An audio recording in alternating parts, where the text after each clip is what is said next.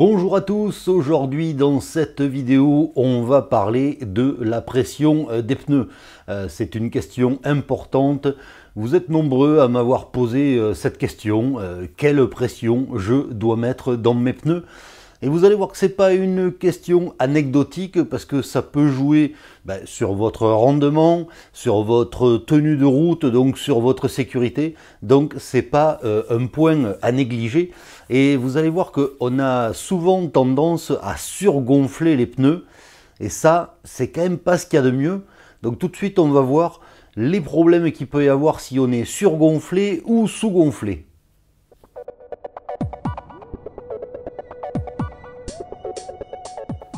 Bien souvent, on a tendance à trop gonfler les pneus. Pourquoi? Parce que il y a une idée toute bête, c'est qu'on se dit que plus un pneu est gonflé et meilleur sera le rendement du vélo. Alors ça, c'est aussi dû à la tradition parce que historiquement, on racontait que il fallait mettre un bar pour 10 kg de pilote. Exemple, si vous pesez 60 kg, vous devez gonfler vos pneus à 6 bars. Si vous faites 80 kg, il faut les gonfler à 8 bars. Et ça, c'est beaucoup trop. Voilà. Pourquoi c'est beaucoup trop? Alors déjà, on croit avoir du rendement, mais un pneu trop gonflé, il va avoir tendance à sautiller sur la route, donc le pneu ne sera plus en contact avec la route, et donc vous allez perdre en motricité. Deuxièmement, il faut savoir que un pneu trop gonflé crève plus qu'un pneu qui est un peu moins gonflé. Pourquoi? Parce que le caoutchouc avec la pression est très tendu, et là, la moindre épine, le moindre petit caillou, et hop, ça y est, vous avez crevé. Et le troisième argument pour éviter de trop gonfler les pneus, c'est que plus votre pneu va être gonflé et plus vous allez perdre en confort. Et ça, c'est quand même pas très bien. Alors là, on a vu pourquoi il fallait pas surgonfler. Par contre, à l'opposé, il ne faut pas non plus sous-gonfler un pneu. Alors pourquoi? Si votre pneu il n'est pas très gonflé, vous allez perdre en rendement. Votre pneu il va être collé à la route.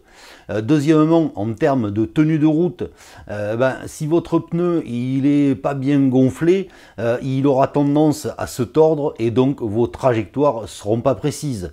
Au contraire, si vous surgonflez, la surface de contact au sol sera tellement réduite que vous risquez d'avoir un problème de tenue de route, notamment quand la route est mouillée.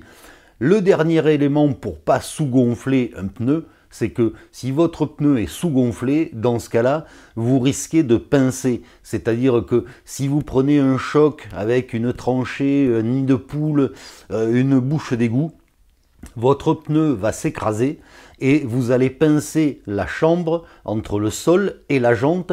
Et là, à tous les coups, vous allez percer. Donc, c'est pas très bien d'être sous-gonflé, c'est pas très bien d'être surgonflé.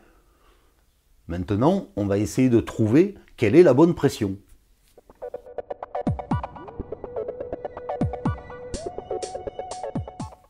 Pour trouver la bonne pression, vous pouvez faire des essais par vous-même et tester différentes pressions. C'est un peu ce que j'ai fait la première fois que j'ai fait l'Anjou Vélo Vintage. Donc il y a des parties goudronnées et des parties en gravel. Je me suis dit qu'il fallait arriver à trouver une pression qui soit un compromis entre un bon rendement sur le goudron, mais également un bon rendement, une bonne motricité, une bonne adhérence sur les parties gravel. Donc qu'est-ce que j'ai fait? J'ai pris mon vélo, j'ai pris ma pompe à pied et j'ai fait des essais, à la fois sur route et puis sur chemin, voire même dans du sable. Alors, pour que les choses soient claires, moi je pèse 70 kg, j'ai des vélos qui font une dizaine de kilos, et là pour l'Anjou, bien sûr, j'ai monté des pneus en 28 mm. Alors il faut savoir que dans les années 80, on est allé jusqu'à des pneus qui faisaient 19 mm, on était obligé de les gonfler à 8 bars, parce que sinon on risquait de pincer. Et puis petit à petit, les sections ont augmenté. Aujourd'hui, on voit que même beaucoup de coureurs roulent avec des pneus ou des boyaux de 25 mm, voire même de 28 mm.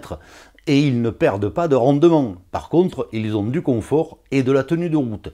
Donc, moi, j'ai fait mes essais avec mes 70 kg. Et j'ai trouvé que le bon compromis pour du 28 mm, c'était à peu près 5 bars. Donc voilà, pas besoin de gonfler beaucoup plus. Et quand on regarde des pneus, sur les côtés, ici, là, c'est des Michelin Dynamique classique. Sur le côté, il est mentionné qu'il faut les gonfler entre 4 et 6 bars. Voilà, donc moi je suis à 5, donc je suis dans cette fourchette-là. Alors 4 bars, je trouve ça un peu faible. 6 bars, vous allez perdre du confort. Donc voilà, essayez de trouver votre bon compromis. Après, ne vous en faites pas, on n'est pas à 100 grammes près, hein, que ça soit 4,5, 4,7 ou 5 bars. Je ne sais pas si vous verrez beaucoup la différence. Donc voilà, la première technique, c'est de faire des essais par vous-même et de trouver ce qui vous convient en fonction des parcours que vous faites et puis en fonction de votre poids. Parce que le poids, c'est très important. Votre poids à vous et le poids du vélo, le type du vélo que vous avez. Ça, c'est la manière empirique. Vous allez voir que maintenant, on a des petits outils sur Internet qui nous permettent de calculer la bonne pression pour nos pneus.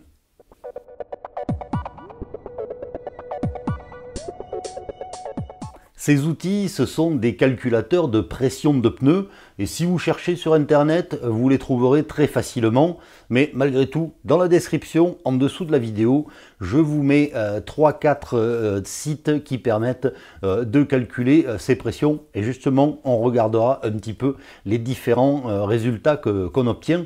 Alors, pour calculer cette pression, il va falloir mentionner certaines données dans le calculateur. Donc, c'est votre poids, la taille de vos pneus, si vous roulez en gravel ou sur route, la taille de la roue, si c'est du 650 ou du 700, bref, voilà, quelques données comme ça qui vont vous permettre de calculer la pression pour votre pneu avant et pour votre pneu arrière.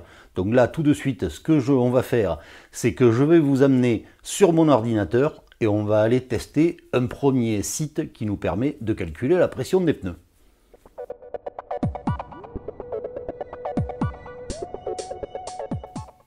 Ce premier calculateur, c'est celui de la marque Silca, qu'on connaît tous pour ses pompes de vélo. Et donc, la première chose, c'est qu'on va me demander de rentrer le poids du cycliste, plus du vélo, plus de l'équipement. Donc, je fais 70 kg. Le vélo fait une dizaine de kilos, faut compter le bidon, la sacoche, etc.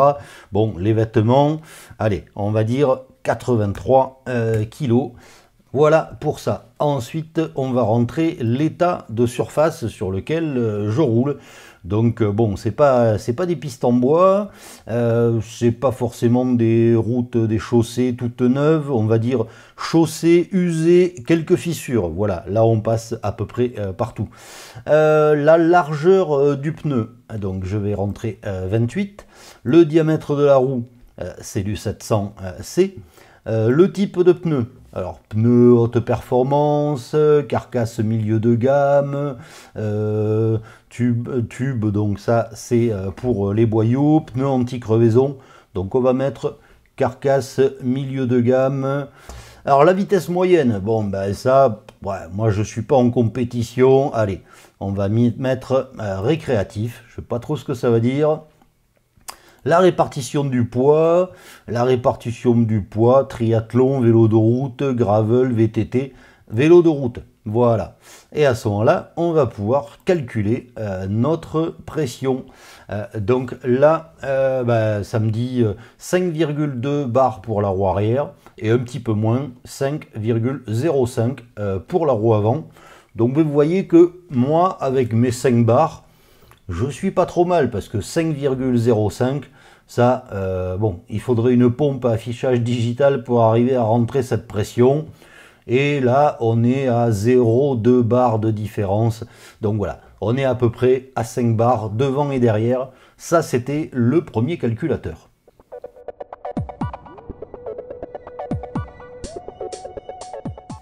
Le second calculateur qu'on va utiliser, c'est celui de la marque SRAM, donc marque très célèbre pour ses pédaliers, ses dérailleurs, ses transmissions.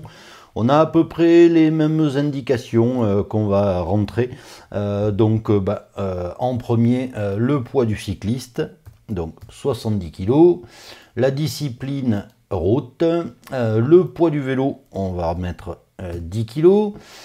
Diamètre de la roue, on est sur de 700. La largeur du pneu avant, on est sur du 28, à l'arrière également sur du 28. Et là, on a une petite nouveauté, c'est la largeur interne de la jante. Donc là, moi, j'ai mesuré mes jantes, elles font 13,5, donc je vais rentrer 14. La carcasse du pneu avant, c'est du standard, à l'arrière, c'est du standard. Le type de jante, c'est une jante avec des chambres à air. Le terrain, on va rester sur du terrain sec. Et là, on va actionner le calcul. Donc voilà, on nous dit 5 bars pour l'avant, 5,36 pour l'arrière. Vous voyez qu'il n'y a pas beaucoup de différence. Donc là aussi, on est autour des 5 bars. Voilà, vous n'êtes pas obligé de suivre à la lettre les 5,36 bars. Si vous êtes autour de 5, vous êtes pas mal.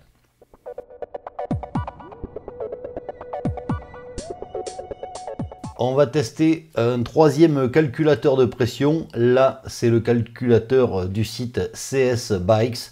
Donc, on a à peu près les mêmes informations à renseigner. Le poids du cycliste, le type de vélo, le poids du vélo, voilà, 10 kg, le diamètre de la roue, on est sur du 700. Là aussi, on me demande la largeur intérieure de la jante, donc je reste sur 14 mm. Le type de jante, c'est du clincher. La surface, on va être sur un terrain sec. Ensuite, on va renseigner la largeur du pneu avant, la largeur du pneu arrière, le type de carcasse, donc on est sur le standard. Et donc là, on va calculer. Et donc là, on est à 5 bars,04 pour l'avant et 5,36 pour l'arrière. Donc vous voyez que le fait d'avoir renseigné la largeur intérieure de la jante, ça joue aussi sur la pression. Il faut savoir que plus la jante est étroite, plus on va gonfler le pneu, et plus elle est large, et moins on va gonfler le pneu. Donc ça peut être intéressant de pouvoir renseigner la largeur intérieure de la jante, parce que ça va modifier bien sûr la pression. Ce qui va modifier la pression également, c'est si on est sur un terrain humide. Dans ce cas-là, si on fait un calcul, vous allez voir que on va nous demander de baisser un petit peu. Donc là, on baisse à peu près de 500 grammes. Alors, c'est tout simple. Si vous êtes sur un terrain humide, vous allez avoir besoin d'adhérence.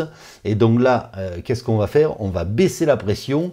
Votre pneu va s'écraser et donc la surface en contact avec le sol sera plus importante. Et donc, vous aurez plus d'adhérence sur sol humide.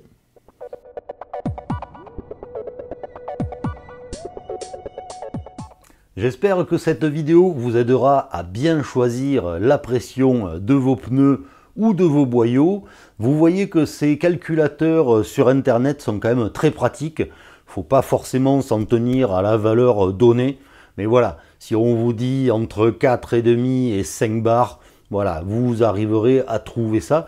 Après, à vous de faire votre test, à faire vos essais. Alors bien sûr, quand vous gonflez vos pneus et que vous êtes à l'atelier, le mieux c'est quand même d'avoir une pompe à pied avec un manomètre, parce que sinon, vous ne saurez pas quelle pression vous mettez dans vos pneus. C'est différent si vous crevez au bord de la route.